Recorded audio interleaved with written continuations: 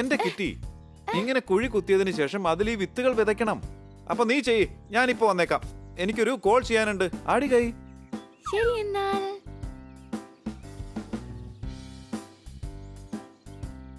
ഓ, ഈ സാർ എപ്പോഴും ബോറിംഗ് ആയിട്ടുള്ള ജോലി എന്നെ കൊണ്ട് ചെയ്യിക്കാറുള്ളൂ. Hi Kitty. Thank you honey. Welcome. എടി മണ്ടി, അവനൊന്നും ചെയ്തില്ലല്ലോ, പിന്നെന്തിനാ താങ്ക്സ് പറഞ്ഞേ? കിറ്റി, എനിക്കൊരു കാര്യം മനസ്സിലാവുന്നില്ല. എന്താ? ചോദിക്ക്. ഈ വെണ്ടക്ക ഉണ്ടല്ലോ, അതിന് ലേഡീസ് ഫിംഗർ എന്നല്ലേ പറയുന്നത്, പക്ഷെ അത് കാണാൻ ജെന്റ്സിന്റെ ഫിംഗർ പോലല്ലേ ഇരിക്കുന്നത്. ഓ ഹണി, ഞാൻ എന്തിനു വേണ്ടി നിന്നോട് താങ്ക്സ് പറഞ്ഞെന്ന് നീ ഒരിക്കലും എന്നോട് ചോദിക്കില്ലേ? എന്തിനാണെന്ന് പറ. എന്തിനാന്ന് വെച്ചാ ഇന്ന് മുതൽ ഞങ്ങളുടെ ഗാർഡനിൽ നീ ആയിരിക്കും കുഴി കുത്തുന്നത്. അത് ശരി, ഇതാരും എന്നോട് പറഞ്ഞില്ലല്ലോ. ഇപ്പൊ ഞാൻ പറഞ്ഞുവല്ലോ. നിനക്ക് വേണ്ടി ഞാനിപ്പോ ഹോട്ട് ചോക്ലേറ്റ് ഉണ്ടാക്കി കൊണ്ടുവരാം. ഹോട്ട് ചോക്ലേറ്റിന്റെ ഫേവറേറ്റ് ആണ്.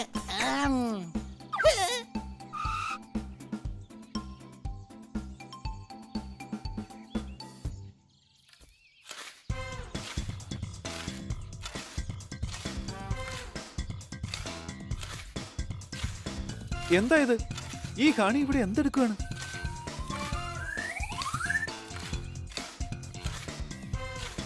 ഉറുമ്പ് കടിച്ചപ്പോൾ കുഞ്ഞു കരഞ്ഞു.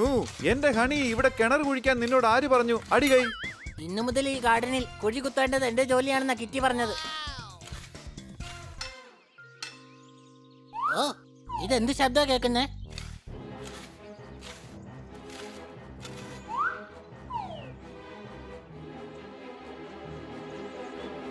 കറിക്ക് രുചി ഉണ്ടാകണമെങ്കിൽ ഉപ്പിടണം അല്പം. എന്റെ ഗാർഡനിൽ നിന്ന് എനിക്ക് കിട്ടിയ ഒരു വിഗ്രഹം കലക്കി. അടികൈ. ഞാൻ ലക്ഷാധിപതിയായി മാറി, കോടീശ്വരനായി മാറി. ഇത് വിറ്റാൽ എനിക്ക് ഒരുപാട് കാശ് കിട്ടും. അടിച്ചു പൊളിച്ചു തിമിർത്തു. ഇതിനെന്തായാലും അങ്ങ് ഞങ്ങൾക്കൊരു പാർട്ടി തരണം. ഇതെങ്ങനെയാ അങ്ങയുടെ ഗാർഡനിലേക്ക് വന്നത്? ഇത് മോഷണം പോയ വിഗ്രഹമാണ്. ഈ വിഗ്രഹം റാണാ സാറിന്റേതാണ്. ഇതെങ്ങനെ റാണാ സാറിന്റെ വിഗ്രഹം ആവുക? ഇതൊരു ദേവിയുടെ വിഗ്രഹമാണല്ലോ. ഇത് റാണാ സാറിന്റെ വീട്ടിൽ നിന്ന് മോഷണം പോയതാ. ഇന്നത്തെ ന്യൂസ് ഒന്നും കണ്ടില്ലേ? അല്ല, ഇത് ആരുടെ വീടാ? അത് പിന്നെ ഞങ്ങൾക്ക് അറിയില്ല സാറേ, ഞങ്ങൾ ഈ അടുത്താ ഇങ്ങോട്ട് വന്നത്. ഇത്രയും സമയം സാറി വീടിന്റെ അകത്തായിരുന്നു, ഇപ്പോഴാ ഒന്ന് പുറത്തേക്ക് വന്നത്. ആരെയാടാ പറ്റിക്കാൻ നോക്കുന്നത്? പിടിക്കവനെ.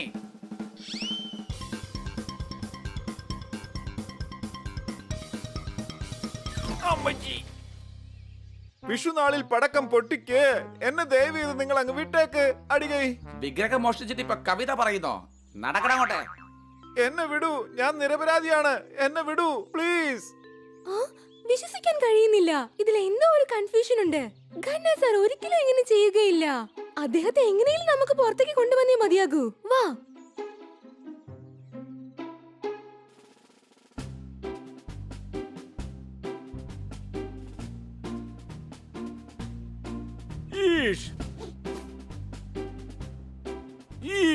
ഖന്ന സാറേ, നിങ്ങൾ ഇത്തരക്കാരനാണെന്ന് ഞാൻ അറിഞ്ഞതേയില്ല. എന്റെ പൊന്നു സാറേ, ഞാനൊന്നും ചെയ്തിട്ടില്ല. ഒന്നും ചെയ്തിട്ടില്ലെന്നോ? റാണാ സാറിന്റെ വീട്ടിൽ നിന്നും വിഗ്രഹം മോഷ്ടിച്ചത് അങ്ങ് തന്നെയാണ്.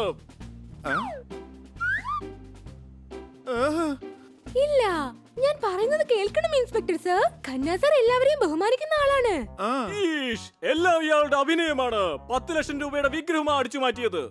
സാറിനെ കള്ളനെന്ന് വിളിക്കരുത്. വിഗ്രഹം അടിച്ചു മാറ്റിയവനെ കള്ളൻ എന്നല്ലാതെ പിന്നെ എന്താ വിളിക്കുക? മിന്നുന്നതൊന്നും പൊന്നുമല്ല. ഞാൻ റാണയുടെ വിഗ്രഹം അടിച്ചു മാറ്റി എന്നതിൽ സത്യവുമില്ല. അടികൈ. ഇൻസ്പെക്ടർ പാണ്ഡ സാറേ, ഇതിൽ എന്തൊക്കെയോ കൺഫ്യൂഷൻ ഉണ്ട്. അതെ, ഒരു ഷോപ്പ് ഈ സാധനം പോലും ഇയാൾ 200 രൂപയിൽ കൂടുതൽ വാങ്ങില്ല. 10 ലക്ഷം രൂപ ഇദ്ദേഹം ഇതുവരെ തന്റെ കണ്ണുകൊണ്ട് കണ്ടിട്ട് പോലില്ല സാർ. കൂടാതെ ഇദ്ദേഹത്തിന് വിഗ്രഹത്തിലൊന്നും ഒരു ഇൻട്രസ്റ്റും ഇല്ല സാർ. സത്യത്തിൽ ഇദ്ദേഹം ഇതുവരെ ഒരു മ്യൂസിയത്തിൽ പോലും പോയിട്ടില്ല. എടാ, നിങ്ങൾ എല്ലാവരും കൂടി എന്നെ നിരപരാധി എന്ന് പറയാണോ അതോ എന്നെ മാനം കെടുത്തുകയാണോ? സാർ ഒന്ന് ദേഷ്യപ്പെടാതിരിക്കെ. അങ്ങയെ രക്ഷിക്കാൻ വേണ്ടിയാണ് ഞങ്ങൾ ഇങ്ങനെയൊക്കെ പറഞ്ഞുകൊണ്ടിരിക്കുന്നത്. ഇത്രയും നാൾ ഇദ്ദേഹം നിങ്ങളെ പറ്റിക്കുകയായിരുന്നു. ഇയാൾ നല്ലവനൊന്നുമല്ല. 1 മാസത്തിനുള്ളിൽ ധനികരുടെ വീട്ടിൽ നിന്നും, ക്ഷേത്രത്തിൽ നിന്നും, മ്യൂസിയത്തിൽ നിന്നും 10 വിഗ്രഹം മോഷണം പോയി. ഇയാളുടെ പിറകിൽ വലിയൊരു ഗ്യാങ് തന്നെയുണ്ട്. പോത്ത് കഴിച്ചാൽ ശരീരമാകും സ്ട്രോങ്. ഞാൻ തനിച്ചാണ്. എന്റെ പുറകിൽ എവിടുന്നാണ് ഗ്യാങ്? അടികൈ. അകത്താക്കും. എല്ലാവരെയും തീർച്ചയായിട്ടും ഞാൻ അകത്താക്കും. പറയ്, തന്റെ ഗ്യാങ് എവിടെയാണെന്ന് പറയ്. പോലീസുകാരുടെ ഇടികൊണ്ടാൽ തീർച്ചയായും വരും ക്ഷയം. നിങ്ങൾ എന്നെ കള്ളനാക്കുന്നതിന് മുമ്പ് ഞാൻ ഇവിടുന്ന് ഇറങ്ങി ഓടും നിശ്ചയം. അടികൈ. എടാ നിക്കാൻ. വേണ്ട കണ്ണ സർ, ഓടരുത്, നിൽക്കൂ. അങ്ങ് ഓടിയാൽ അങ്ങ് കള്ളനാണെന്നുള്ളത് ഊർജിതമാകും. വേണ്ട, പറയുന്നത് കേൾക്കൂ. ഞാൻ ഇവിടുന്ന് ഇറങ്ങി ഓടിയില്ലെങ്കിൽ തീർച്ചയായും എല്ലാവരും ചേർന്ന് എന്നെ കള്ളനാക്കും. അയ്യോ അമ്മച്ചി. അങ്ങ് പേടിക്കേണ്ട ഒരു ആവശ്യമില്ല. നിങ്ങൾ ഒരു തെറ്റും ചെയ്തിട്ടില്ല എന്ന് നമുക്ക് തീർച്ചയായിട്ടും നിരൂപിക്കാൻ കഴിയും. എന്നെ വിട്, ഞാൻ ഒരു തെറ്റും ചെയ്തിട്ടില്ല, സത്യം. ഈഷ്, ഖന്ന സാർ നിരപരാധിയാണെന്ന് തെളിയിച്ച പിന്നെ വിഗ്രഹം മോഷ്ടിച്ചവരെ ഞാൻ എവിടെ പോയി അന്വേഷിക്കും? കള്ളന്മാരെ പിടിച്ചില്ലെങ്കിൽ പിന്നെ എന്റെ പണി പോക്കാ. സാറ് പേടിക്കേണ്ട ഒരു ആവശ്യവും ഇല്ല. എല്ലാം ഞങ്ങള് ശരിയാക്കാം. അതെ, നമുക്കെല്ലാം ശരിയാക്കാം. ഞാനും ബണ്ണിയും പോയി ആദ്യ കുഴിയങ്ങ് മൂടാം. എടാ കഴുതേ, അദ്ദേഹം പറഞ്ഞത് അതല്ല. യഥാർത്ഥ കള്ളന്മാരെ എവിടെ പോയി പിടിക്കുമെന്നാ പറഞ്ഞത്. ഇയാളെ പിടിച്ചകത്താക്ക്. ഈ വിഗ്രഹത്തിന്റെ കാര്യം ഞാൻ പറയുന്നത് വരെ പുറത്താരോടും പറയണ്ട.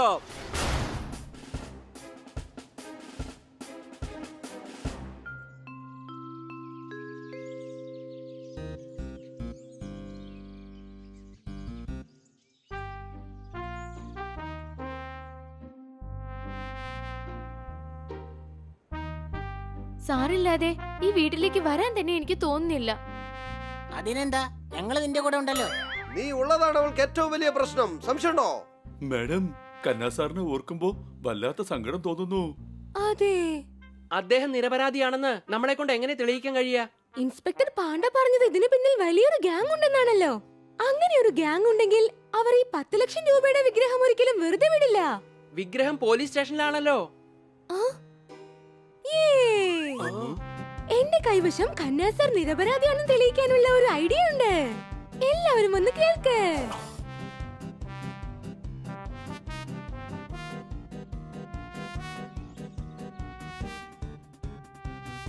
ബോസ്, വിഗ്രഹം പോലീസ് സ്റ്റേഷനിലാണ് ഉള്ളത്. ഈഷ്, വിഗ്രഹത്തിന്റെ ന്യൂസ് എങ്ങനെയാണ് പുറത്തു വന്നത്? ഇതാണ് എന്റെ പ്ലാൻ, മനസ്സിലായല്ലോ. ഇനി വിഗ്രഹം മോഷ്ടിച്ചവർ തീർച്ചയായും പോലീസ് സ്റ്റേഷനിലേക്ക് വരും. അവരെ നമ്മൾ അവിടെ വെച്ച് തന്നെ പിടികൂടും.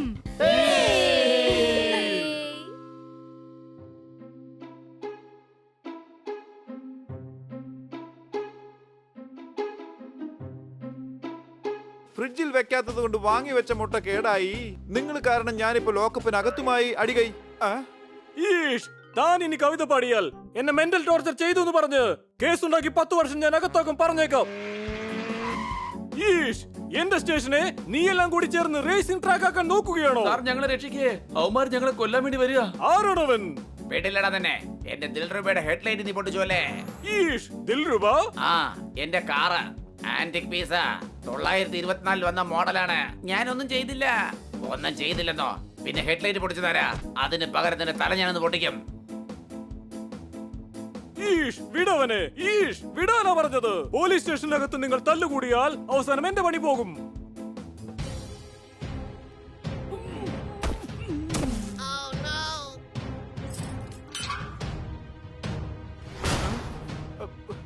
എടാ, വിഗ്രഹത്തിനൊപ്പം എന്നെ ഒന്ന് കൂട്ടിക്കൊണ്ടു പോ.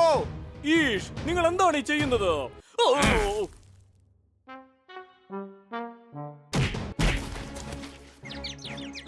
എന്തുവാണേ, അങ്ങ് വിഗ്രഹം അടിച്ചോണ്ട് പോവാന്ന് വിചാരിച്ചു അല്ലേ? ബാസേ, ഓടിക്കോ. അങ്ങോട്ട് നോക്ക്, അവർ വിഗ്രഹം കൊണ്ട് രക്ഷപ്പെടാൻ നോക്കുകയാണ്.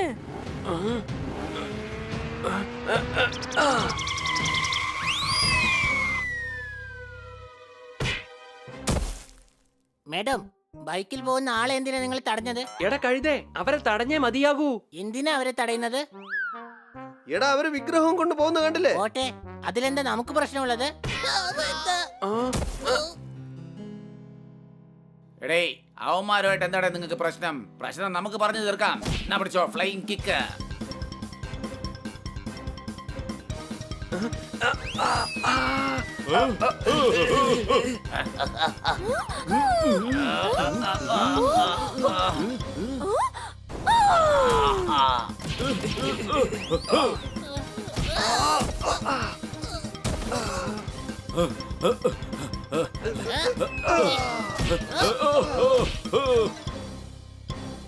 കലക്കി. ഇനി ബോധം കെട്ടിയെടുക്കുന്ന പാണ്ഡ സാറിനെ വെള്ളം തളിച്ച് എഴുന്നേൽപ്പിക്കാൻ നോക്ക്. ഈഷ്, ചൂട് ചായ ഒഴിച്ച് മോന്തയുടെ ഷേപ്പ് മാറ്റില്ലോടാ. സോറി, ഞാൻ വിചാരിച്ചത് തണുത്ത വെള്ളാണെന്നാ. നിങ്ങളെല്ലാവരും എന്തിനാ ഇങ്ങോട്ട് വന്നത്? അതിന് കാരണം ഈ കള്ളന്മാർ ഇവിടെ വരുമെന്ന് ഞങ്ങൾക്ക് നന്നായിട്ട് അറിയാമായിരുന്നു. പേപ്പറിൽ ന്യൂസ് കൊടുത്തത് ഞങ്ങളുടെ പണിയായിരുന്നു സാറേ. സാറേ, ഇവന്മാരാണ് യഥാർത്ഥ കള്ളന്മാർ. അങ്ങ് ഗന്ന സാറിന് വിട്ടേക്ക്. Thank you. നിങ്ങളില്ലായിരുന്നെങ്കിൽ എന്റെ തൊപ്പി തെറിച്ചേന്. കാറ്റ് കാരണം അപ്പുറത്തെ വീട് പൊളിഞ്ഞു. നിങ്ങൾ കാരണം ഞാൻ ഇപ്പോൾ നിരപരാധിയാണെന്നും തെളിഞ്ഞു. അയ്യേ.